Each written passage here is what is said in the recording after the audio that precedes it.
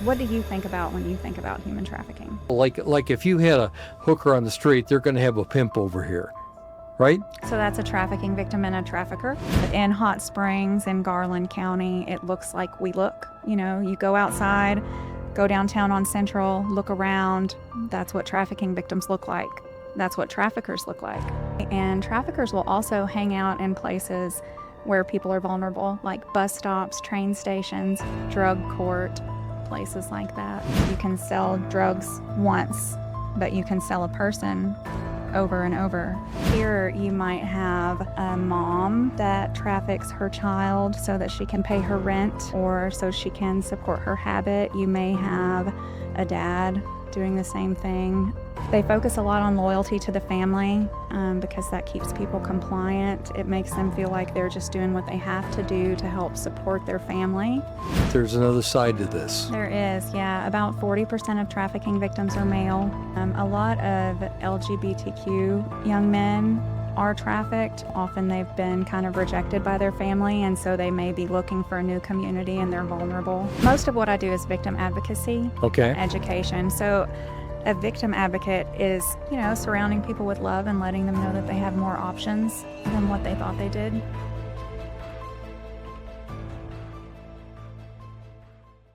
Hi, everybody. It's Tom Wilkins and TomCast. My special person sitting over here to my immediate right is Candice Martin. If you're watching from Garland County on the second Tuesday of the month at 1 o'clock at Garland County Sheriff's Office, you can come and join the Garland County Human Trafficking Task Force and meet with us and learn together. We're at TomCast here, and it's in the studio here at Sweet Pea Productions over here on Central Avenue, and the rest I can't tell you because it's a secret. But Candice is going to be here, and we're going to come right back to her in just a second. We're going to talk about human trafficking, something that everybody really doesn't always know about, but we're going to find out more today about it. So we'll be right back. Never did figure out what you're going to throw at me, right? We'll figure that out some other time. Welcome, everybody. This is Tom Wilkins back with TomCast. Candice Martin's off to my right over here. Candice, how are you? I'm good. Thank you for asking. You know, I haven't seen you in a long time. Like, what are you, 21 now? Yes. 21 years old. Absolutely. And Candice, tell me what your job is. I'm an anti-human trafficking specialist here in Arkansas. All right. And how long you been doing that? About a year and a half. Okay, let's fast forward. No, let's go backwards. We're going to fast backwards, and I want you to tell me where you grew up.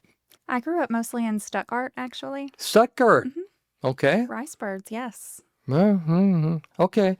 Yay, go Stuttgart. and what happened after that?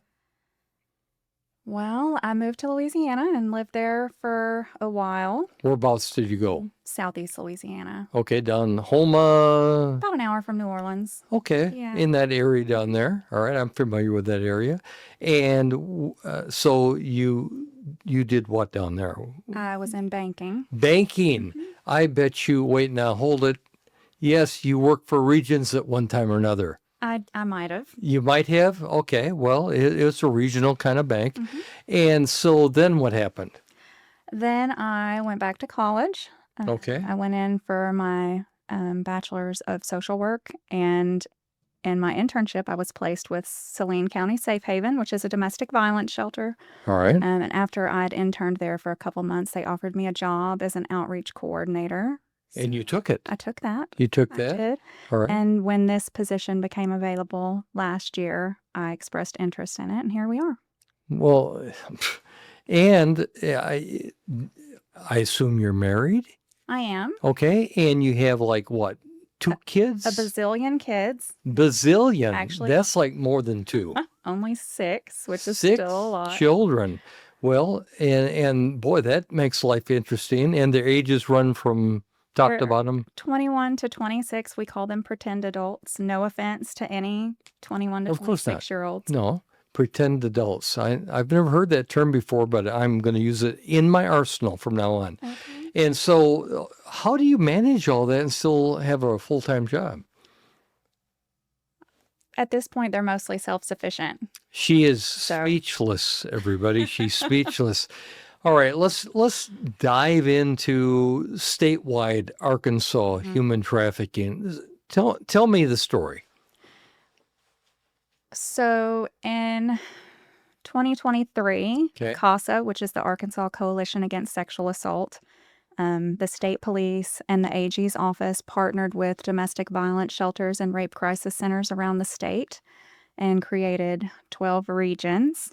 And so each region has either a domestic violence shelter or a rape crisis center with a specialist, which is what I do. And All we right. do community education and victim advocacy. Okay. And then, so you travel around the state of Arkansas, or you have a region?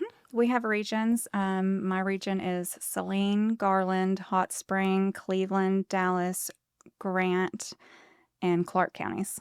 I could never remember all those. I'd be going, what's the next county I'm going to? So you travel every week, you go to different places, do you? Monthly. We try to hit every county monthly at least. All right. What is a typical day like for you?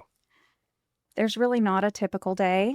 I would say a typical week would look like going somewhere and doing some education with people. So teaching them about human trafficking, a lot of victim advocacy, which is unpredictable because you don't know what people are going to need when you get them. So we might go to court one day, we might meet with a prosecutor or an investigator. It maybe go to medical care. It just depends on what they need. Okay, without naming any names, obviously we don't want to get into that, but tell me a recent story that hit your heart. There's probably too many there, Yeah. but just because these folks back out here, they don't really know a lot about this subject, and we're trying to advance the knowledge level in Arkansas about human trafficking. Right. I I caught you am cold, I know. unprepared with a story that removes the The personally emotional. identifying information. All right. But I can give you some general Hot Okay, Springs, general. That's since we're in general Hot stories. Springs. We have a lot of familial trafficking in Hot Springs, which people don't usually know about and don't expect. What do you think about when you think about human trafficking? What pops in your head? Women being abused at young ages. Okay. So that part's true. A lot of people think about like the movie Taken or The Sound of Freedom, which are excellent because they make people think about it, but it's not really what trafficking looks like All right. here. Well, explain that to me then. So here you might have a mom that traffics her child so that she can pay her rent, or so she can support her habit. You may have a dad doing the same thing. It's very within the home, within the community, within the family. There's a lot of that in Garland County. So, Candice, you're telling me that the parents are basically getting their kids involved in this illegal activity. Yeah, and it's generational. A lot of them maybe at some point recognize that this shouldn't be happening, but when they've been in it their entire lives and it happened to them, they just kind of continue the cycle. Really? Mm-hmm. What are some of the worst case scenarios here? I mean, do the kids ever get caught, or do the parents ever get caught? Or Rarely. that's probably a bad question there, but It's usually going to be identified as maybe sexual abuse in the home, or it might be identified as domestic violence, and we kind of stop digging at that point sometimes, and don't realize that there may be a commercial aspect happening with it, which is what turns it into trafficking, takes it away from sexual abuse and into trafficking. does it split up families a lot of times? It could. It Okay. could. A lot of time they focus a lot on loyalty to the family, because that keeps people compliant. It makes them feel like they're just doing what they have to do to help support their family. Now, if you go and you lecture to groups, do you do that? Absolutely. All the time? I would think. How do you start your presentation? Just give me a little bit of it here. Well, I generally just ask them what they think of trafficking as, because that gives you an idea of where you're starting. A lot of people think about smuggling, which can be part of it, but it's A less percentage. yes. Okay. Yeah, it's a lot less. All right. Because with all the immigration situations we've had over the last few years, that's not necessarily what you're talking about. Right, right. And I know that we have that in the news quite a bit. I know A.G. Griffin has been really focusing on the illicit massage parlors, and we've had a lot of that, and he's had some really good success rescuing some ladies. We don't like to say rescue, but I think in that case that is appropriate. Okay, does that happen in, I've heard, all I know is stories. Mm-hmm. We all know stories, but I've heard like the massage parlor stuff. Oh, you don't want to go there. You're going to get caught by the police and all this kind of stuff. It's not a legitimate place and Right. a bunch of hanky-panky going on in there. Is that sometimes true? Yes. More than sometimes, probably. It is. It is true. And if you ask other businesses around, they'll tell you. If you ask, hey, can you tell me about that massage parlor next door? Right? They will often tell you, oh, that's not that kind of massage parlor. It's not a therapeutic Right. massage parlor. Right. If you walk in and they don't have like a menu posted and they don't offer to help you, if they say you have to have an appointment to come in, those are red flags. If there's a lot of like teddy bears and heart posters and things like that, it's a Okay. lot more likely to be illicit than. Now, is it just the female population that's into this stuff, or you're telling me kind of off camera there about there's another side to this? There is, yeah. About 40% of trafficking victims are male. Usually young males, teens, and early adults. And they are doing this because of their parents or because Sometimes. they grew up in that kind of life? Or Sometimes. A lot of LGBTQ young men are trafficked. Often they've been kind of rejected by their family, and so they may be looking for a new community and they're vulnerable. okay, So in that way, and traffickers will also hang out in places where people are vulnerable, like bus stops, train stations, drug court, places like that. drug court? Yeah. Give me an Yeah. example. So people go to drug court generally because they've had a substance use issue at some point, right? So traffickers know that that is a vulnerability and that person may be able to be coerced back over into using again, and then you can hold that over their head and use it as a way to coerce them into doing more. I never would have guessed that Yeah. whatsoever. Yeah, most people don't. Now, is it more adult court or juvenile That court? would be more adult court. More adult Yeah. court. But it is. It happens in all kinds of courts, Right. I'm sure. Right. And you travel pretty much what part of the state do you travel? Like the bottom half or the whole state, or? Generally within my region, unless I'm taking someone somewhere else or attending a training or something like that, a meeting. We generally stay within our regions. All right. So you direct mainly with the boys or the girls, or I say young men, young women, and that's who you deal with, or you deal more with the family aspect of it? No, very rarely families. We will talk to families. The expectations might be a little bit different because at the end of the day, the survivor or victim is my client.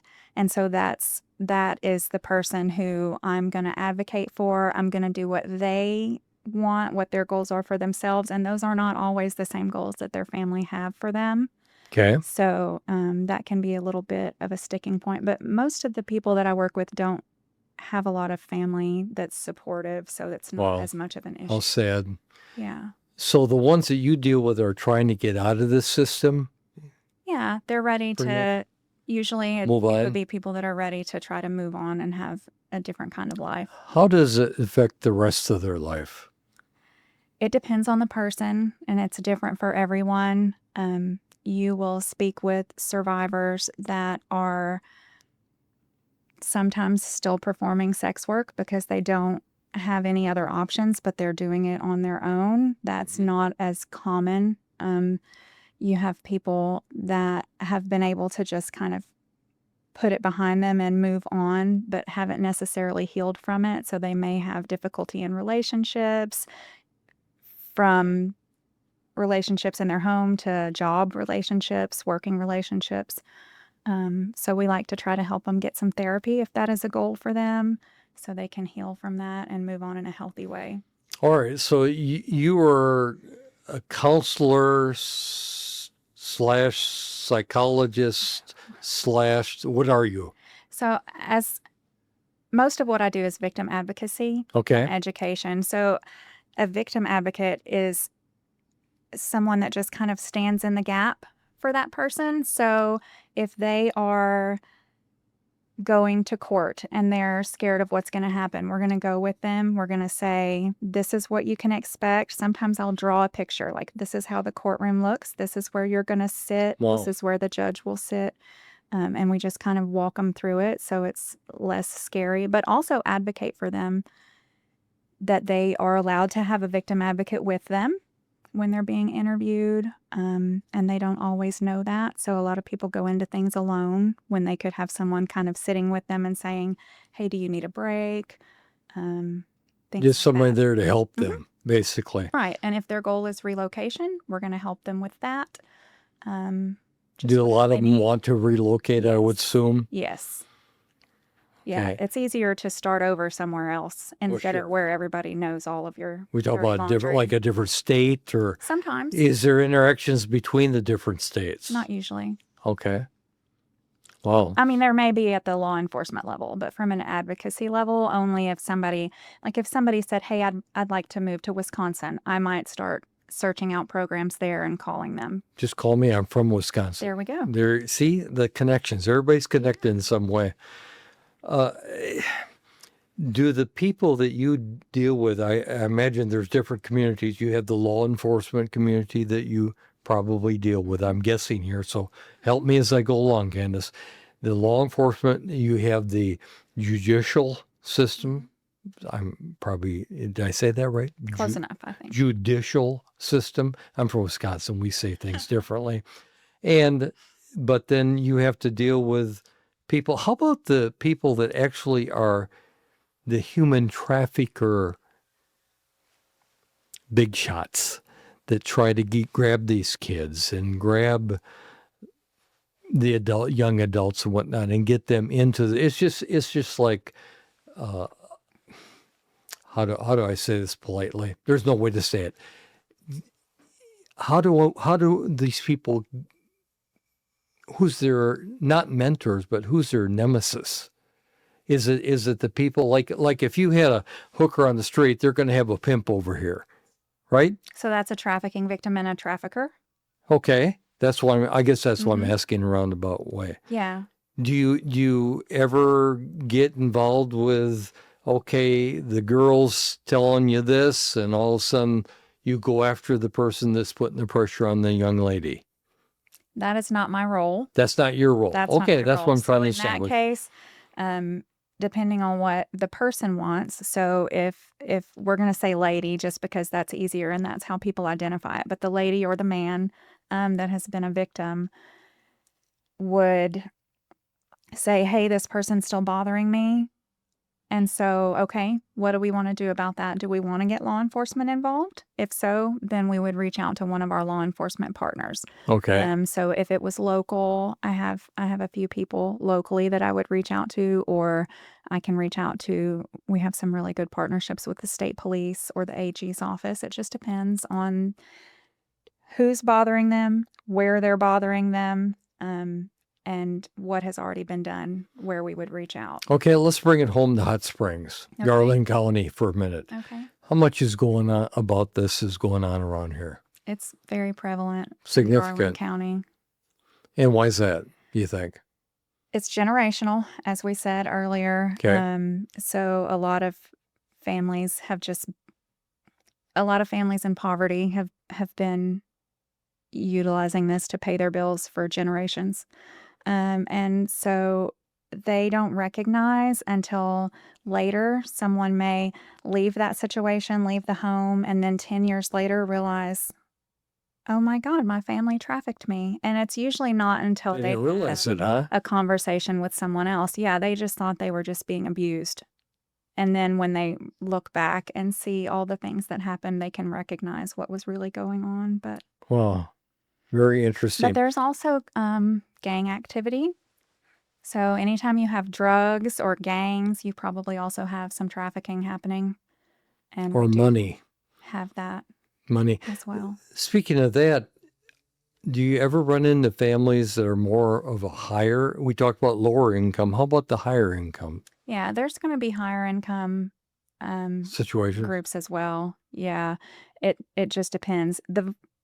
The reason that I mentioned the lower income is because that is a vulnerability, More right? Poverty is a prevalent. vulnerability. Sure, Yeah. sure. Is it a black or white issue, No, or it's just across the it board? is. Yeah, it is across the board. It looks, I would say that people of color are probably more likely just because there's going to be more, they're just exploited more. Realistically, Okay. in Hot Springs in Garland County, it looks like we look. You go outside, go downtown on Central, look around. That's what trafficking victims look like. That's what traffickers look like, right? Because we all come from the same places.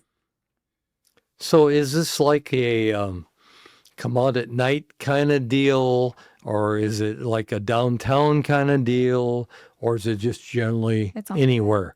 it's all of it. It's varied. It is Okay, very varied. good to know.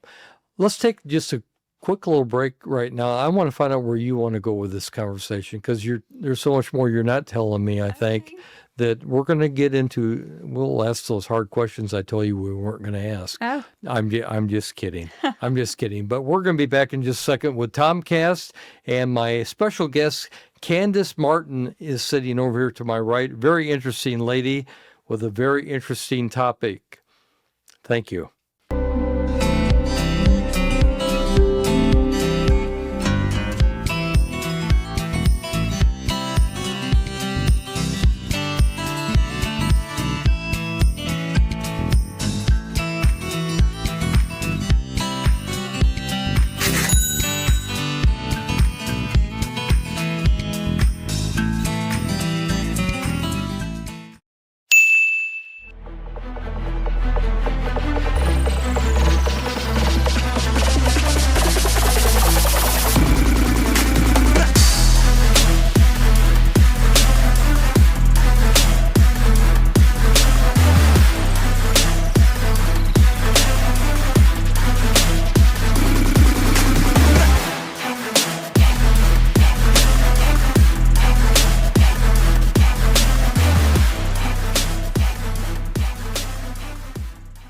This is Tom Wilkins back with Candice Martin. And Candice what is your official title?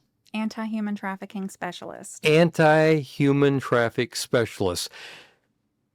Tell me some stories. I like stories, and I like to know what you just kind of told me off camera here too, but you go ahead and get into that right now. Okay. So I believe the question you asked was, what are the stories that break your heart? Right. So the most heartbreaking are when people weren't ready to leave, or they thought they were ready to leave and somehow got drawn back in. All right. And so that will definitely break your heart because you know they have all this potential, and But they're afraid. they're afraid.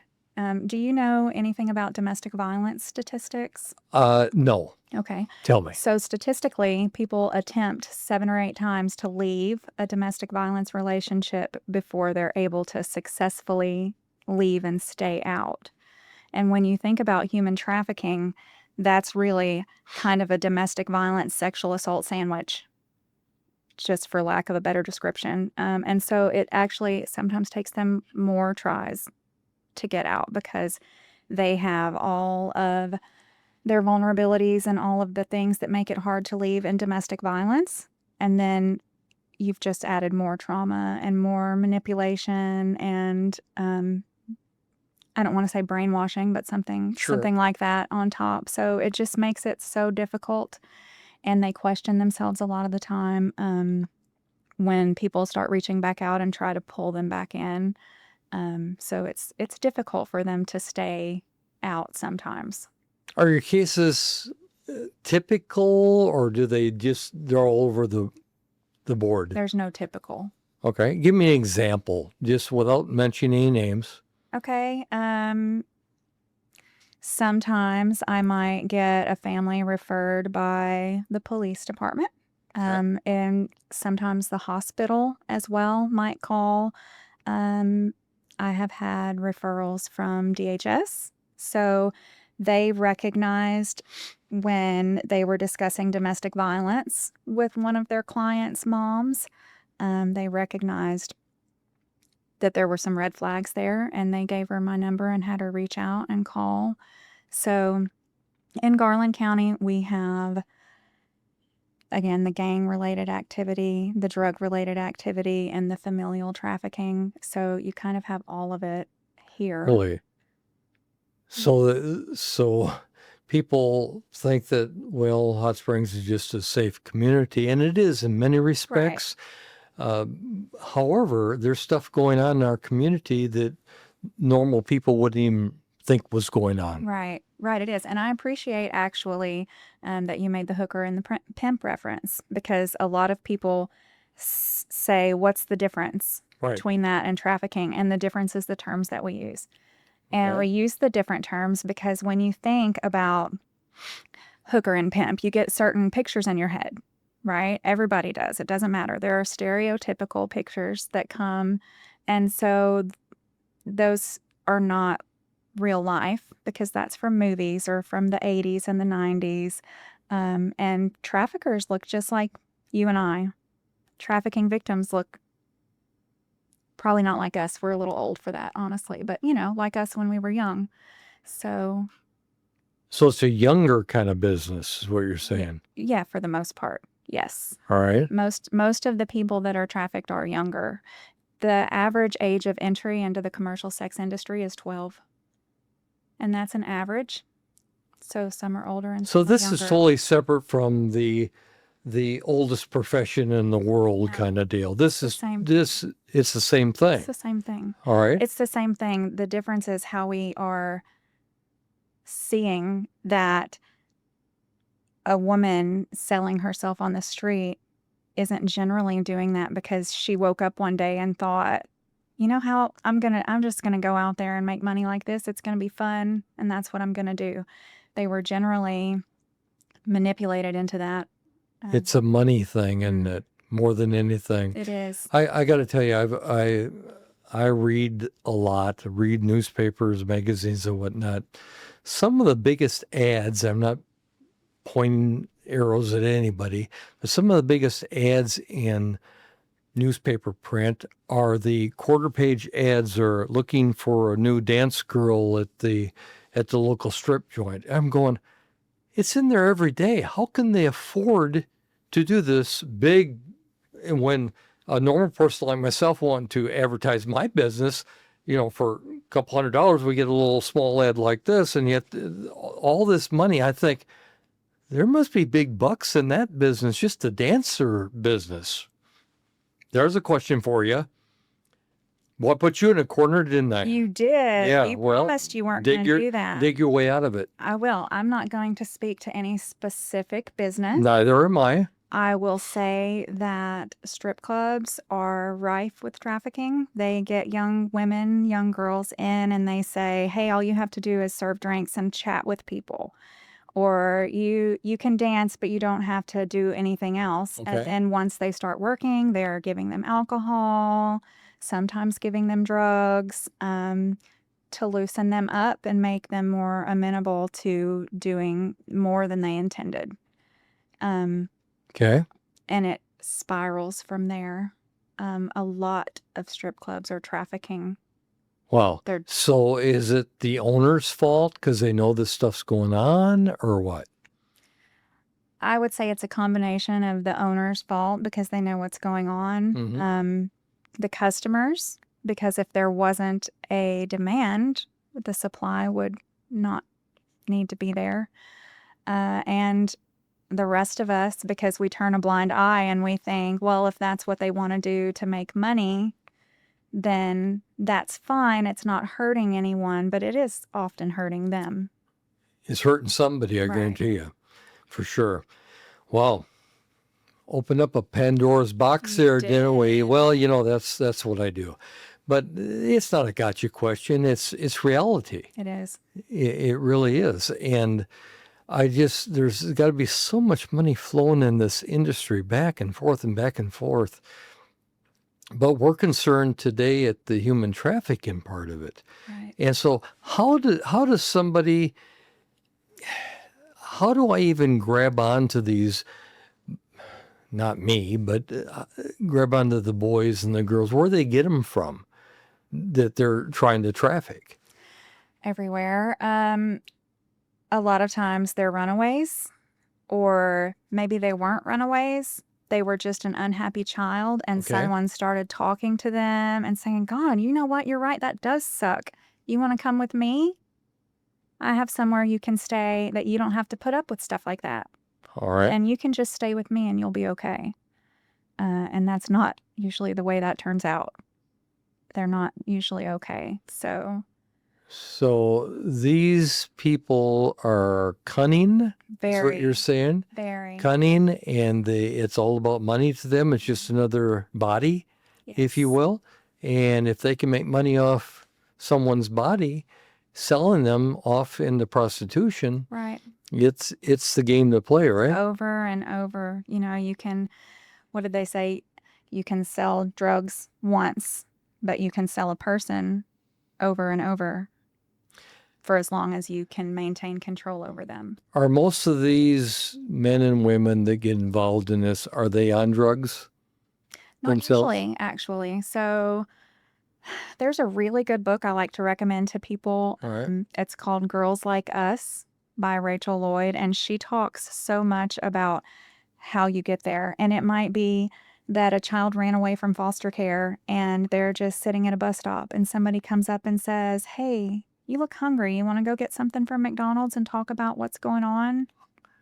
Oh, wow. And so when we think about that 16, 17, 18-year-old person on the street, and you think, well, they made that choice themselves. They chose to be out there, but really what they chose was to go get a burger when they were hungry, and it just kind of spiraled and they didn't have any control. But one of the things that she talks about is that most of those girls were not doing any drugs heavier than maybe marijuana prior to the trafficking. The drugs come later as a way to kind of self-medicate and disconnect from what's happening to them. Now, how much do these human traffickers, how much do they get for what they do, monetary-wise? They get everything. They get everything?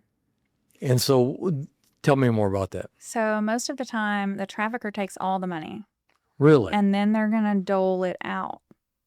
So it's just another tactic they use to keep people under their control. So if they take all the money and you can't go buy a burger, a soda, a box of personal hygiene items, You're if you dependent need upon them, you have to ask. You have to ask for everything, or you have to steal. So that's just another way to maintain control. Now, do these boys or girls, whatever the case may be, are they, so they're totally dependent upon that person. Do they ever fight back? Sometimes they do. It depends on their situation, and every group is different. So a lot of times when someone is brought in, they may witness someone else being very severely beaten for a small infraction, and then they tell them, well, this is what they did. And so they think, oh, wow, if they got that beating for that little thing, I'm not going to do anything to make these people angry. Sure. Yeah. Wow. Yeah.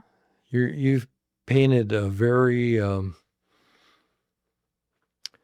poor picture of this industry.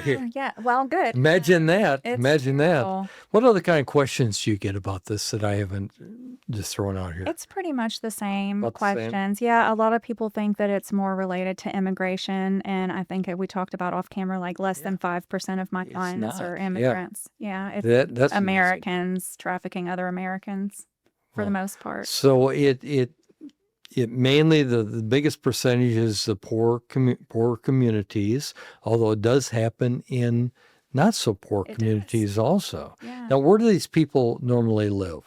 everywhere. It just Are there cars, which they probably don't even have a car? it depends on the situation. You know, in familial trafficking, they live in the family home. In the trafficking that is more drug or gang related, they may have a place to stay, or they may go from abandoned building to abandoned building. There's a lot of hotel motel staying. Right. That's very common, especially if they're advertised online. If the person is advertised online, it's usually going to be like an in call or an out call with hotels and motels. So on social media, it's on there. It is actually on social media as well, but they also have certain websites that people go to Really? that I don't want to say out loud because No, we're of not course gonna not. advertise those. Of course not. No, and I don't want you to. Yeah. This is a crazy subject. I know. A lot of people don't talk about it. Had I not known about this from my friend Ruth Carney, Right. Mayor Ruth Carney, I probably never would have thought about it just with the crowd that I hang with. We don't. It's not a topic of discussion. It will be more since people are watching this. But Right. well, what kind of questions do you have? Any? What if I'm sitting across from you and we're discussing this kind of topic, but I'm really, really naive, which I am to a certain degree. What's something I just probably need to know that I don't know that we haven't discussed so far? That there's probably a specialist near you that wants to teach you about it. Okay. We want these things to be prosecuted, right? And it's really hard to prosecute anyway, but it's going to be especially hard if you get a jury that just can't wrap their head around what is trafficking and what is not trafficking. So we have the specialists across the state, and one of the services that we offer is free community education. So if you have a church group that wants to learn more, I will come on Sunday morning. It doesn't matter. We'll do whatever we have to do. And so we want to teach people about what trafficking is, how people get stuck in it, and then also why they stay. Because people that are being trafficked, traffickers use the same tactics that the Koreans used during What's the that? Korean War. They use it's you can Google it later. It's called Biderman's Chart of Coercion. It lists several tactics that they used to get the prisoners of war to share information with them All right. and to stay pliant and do what they wanted them to. And those are the same tactics that traffickers use. So we expect these young people to be able to just stand up and say, this is wrong, and walk out, right? But we're expecting them to be stronger than those trained military men. And I am not disparaging the trained military men. You know, Sure. they did the best they could in a bad situation. Right. But we're expecting more from these vulnerable young people because we expect them to be able to just stand up and walk out. And that's not how it works with the manipulation. Is there such a thing as a professional trafficker, human trafficker, and someone that's not as educated trying to do it? You've never been asked that one before, have you? Never been asked Well, that one Figure before. out an answer. But yeah, so a professional trafficker is generally going to have a lot of little minions working for them, so they don't have to get their hands very Minions, dirty. little people Well, that you are. know. Well, I know, the little thing on their head. Trying to think of a word that was appropriate. That didn't work so out, Candice. those We're people- going to try again. Okay. Go ahead. Okay, fine. Yeah. They do like the recruiting and the breaking in and just kind of all of those things. Whereas somebody that's maybe a little dumb and just thinks they're going to exploit someone else for Right. money, There's a lot of they're a lot lot more likely to get caught as well because Right. they're trying to do everything on their own. Right. They don't have that difference. And that's good news for us because we want all of them to be arrested. So, Well, sure. Sure. Is the federal government ever involved in this aspect of society?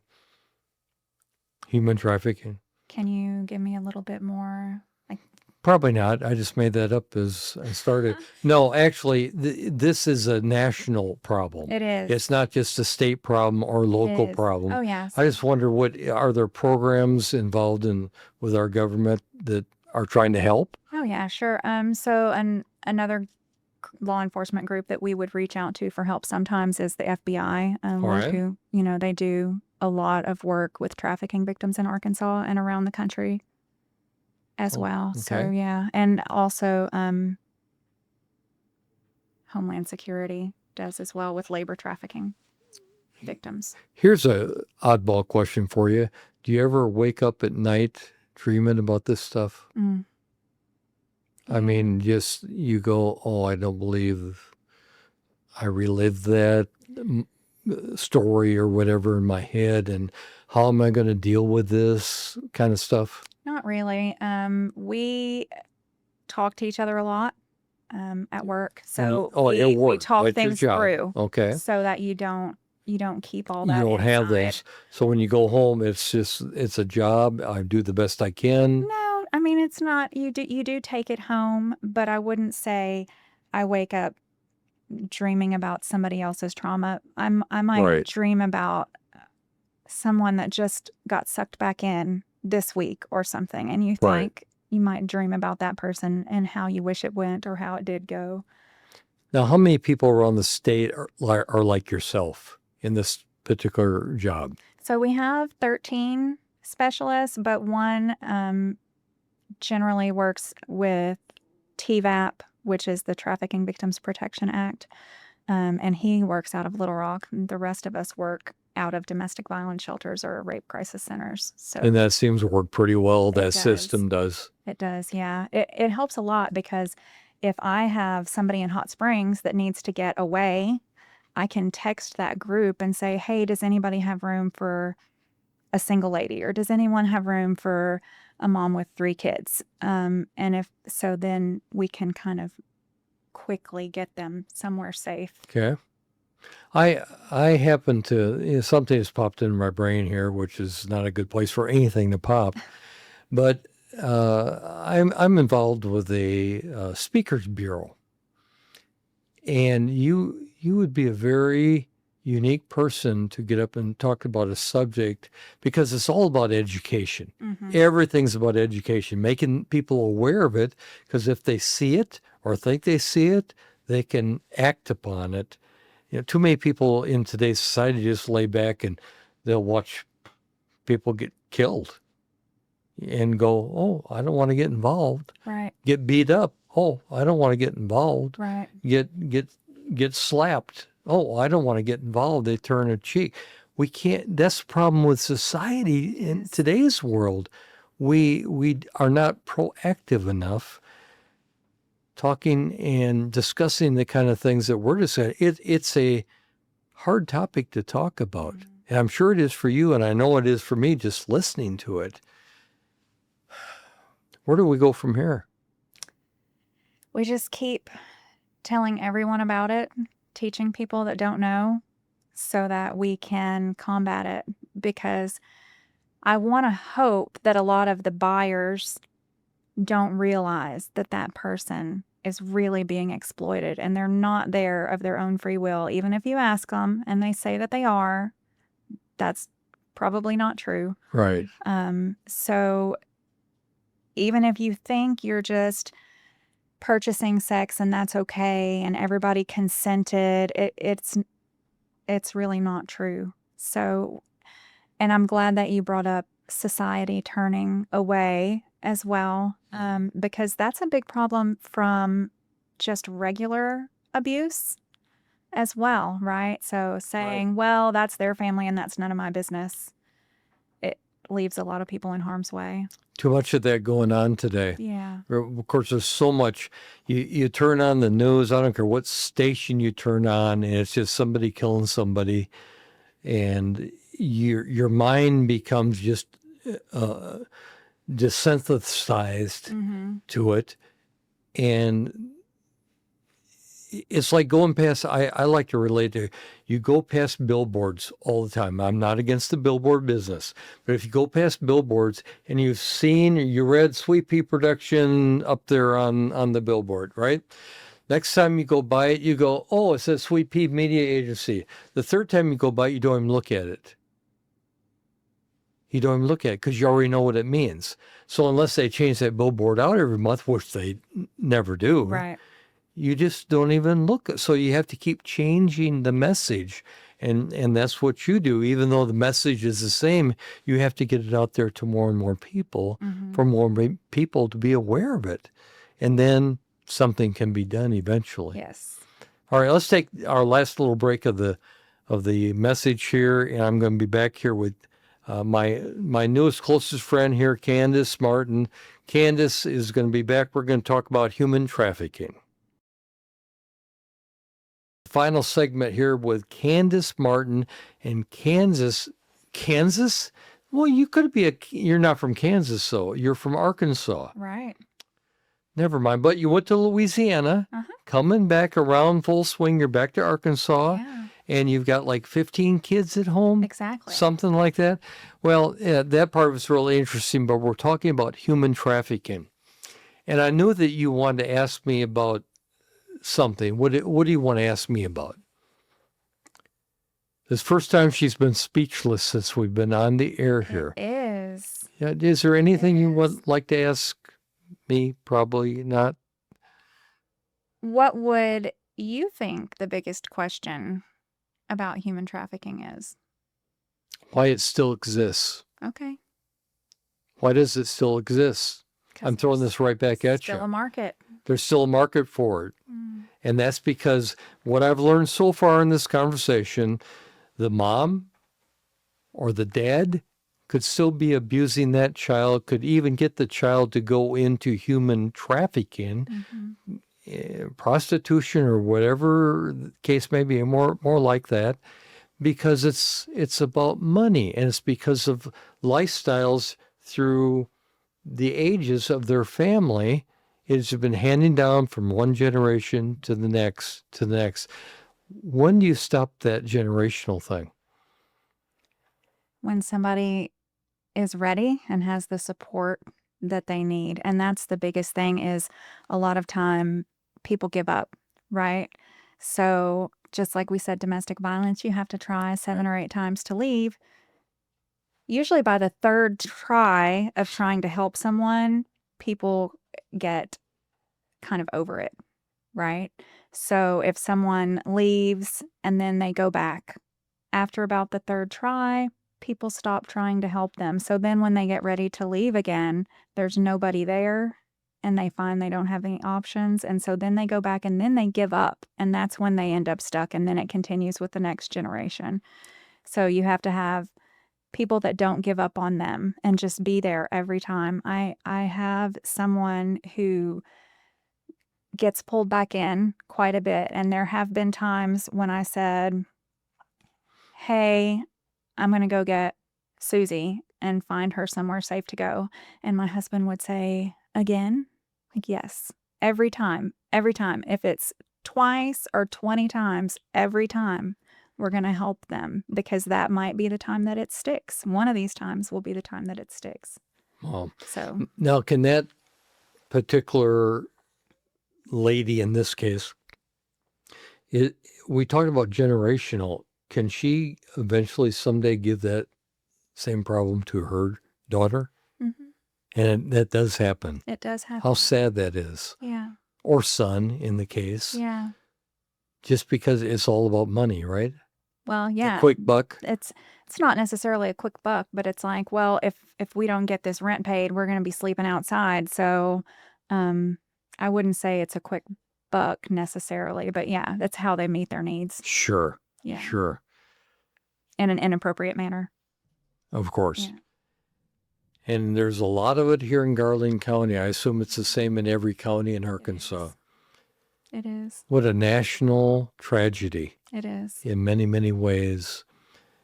I've been hearing about this for years. I've heard it from a distance, but it's come back here to this conversation. And I'm so glad that you came in today to talk about this. Is there anything you'd like to leave with our audience? Well, thank you for having me. You I bet. don't, if I didn't say that already. We would just really like them to know that there are specialists in every county of Arkansas that want to teach them.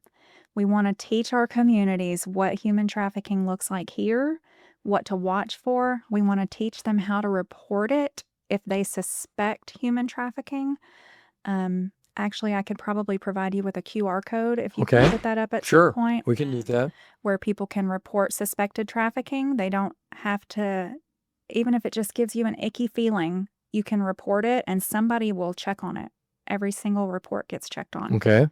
So we want you to know that it's out there, that we want to teach people about it, because once these people start getting prosecuted, we want to have juries that understand and are able to say, yes, that is human trafficking, and we do not accept that in Arkansas. And so we want to make sure that people actually have some repercussions.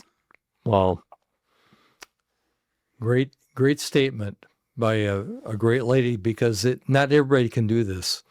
I guarantee you. Not that many people would want your job, and those people that are in it are blessed. They're blessed. And this is kind of a ministry also, isn't it? You know, I've absolutely never thought of it that way. I But, have. No, because again, my dear friend Ruth Carney, this is yeah. kind of in many ways been her passion, her ministry over the years. Yeah, just surrounding people with love and letting them know that they have more options than what they thought they did. Correct. And these people they're reaching out for help, but if there's not somebody there like yourself that's there to help them, Mm-hmm. it's a tough road. Yeah. And again, it's not just women, it's also men that have been caught up in this system. It is. Yeah. One way or the other, for sure. Right. And Yeah. there are a lot of places in Garland County people can get help. The Community Resource Center, Mhm. Sales, Jackson House, if they go to any of those places and say, hey, I'm experiencing this, I think someone's exploiting me and I want some help with it, any of them would help them get to me or someone like me to get some assistance. Now, does our local police department, whatnot, do they have people on staff that could deal with stuff like this, or how's that work? They do. They do. Our police department has a peer recovery specialist. Okay. Her name's Carrie Montgomery, and she is amazing. And she can talk people through it and help direct them to resources as well. Good. And we have some great officers that will reach out if they suspect something also and say, hey, I have this person that might be able to use your help. Good. So- So if we hear about this, don't be afraid is the big thing. Yeah. Don't be afraid to say, hey, this is wrong over here. I'm seeing it. I've heard about it directly. Who can we get to help? Go to the police department. You can, yeah. Yeah, definitely. Some people, a lot of survivors of human trafficking are not going to do that because they've had bad experiences With the police? with the police. Okay. But there are people there that can help them for sure. Well, I know this, that Billy Harvington, who's the Excuse me. police chief here in Town City, look, and Mike McCormick, who's the county sheriff. I'm friends with both of them, and I know they would take it seriously if somebody came and knocked on their door or would. give them a call or whatever. They're very good people, so anyway. Yeah, they absolutely would. But if somebody's not comfortable going to them, they have a lot of other options Yes, as they well. So do. Good. we don't want anybody to not get help because they think the only way they can get it is through the law enforcement aspect. How would somebody get a hold of someone like yourself? So to get a hold of me, they can call our domestic violence hotline, which is just 501-315-SAFE. They could, on the Coalition Against Sexual Assault, ACASA, they have our contact information on their website.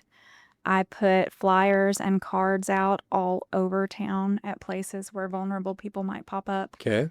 So, And we're going to scroll this along our screen too, so that, Perfect. and this will play for infinity. This will be up on all the websites and everything, and it will get a lot of play. We've had tens of thousands of people watching our shows, and that's good for everybody. Yeah. It's good for everybody. So I want you to say this. I want you to like. I want you to like. I want you to share. Share, I want you to comment. and comment. And maybe even subscribe sometime. That costs no extra money. To anything that these people have seen today, they can do like, share, comment, or subscribe. And we are going to push this right into the forefront of today's society. So give people something to talk about. Yes. They now know how to get a hold of you. Yes. And I appreciate you so much for being here. My hands are cold. Your hands are freezing. Okay, well, we have something in common already. Ladies and gentlemen, thank you for being on this really informative subject here. To say the least, is something that not everybody wants to talk about, but we have talked about it here at Sweet Pea Productions back here. Candice Martin is my new best friend. We talk to each other we don't talk all the time, but when we do, it's important, right, Candice? Right. And this is Tom Wilkins with TomCast. Have a great night. It's cleanup time around here. If you could, please go to our website, Sweet Pea, that's S-U-I-T-E, P as in Paul, productions.com, and go on there, and if you feel led to, go ahead and do a Patreon for us. What's a Patreon? Patreon's where you send a little gift, a little monetary something, because you appreciate what we're doing here in Hot Springs National Park, Arkansas. The other thing, I want you to know this, absolutely free to like, share, or even subscribe. You can cost you nothing. Until next time, stop by sometime, 1820 Central Avenue, Sweet Pea. Love ya.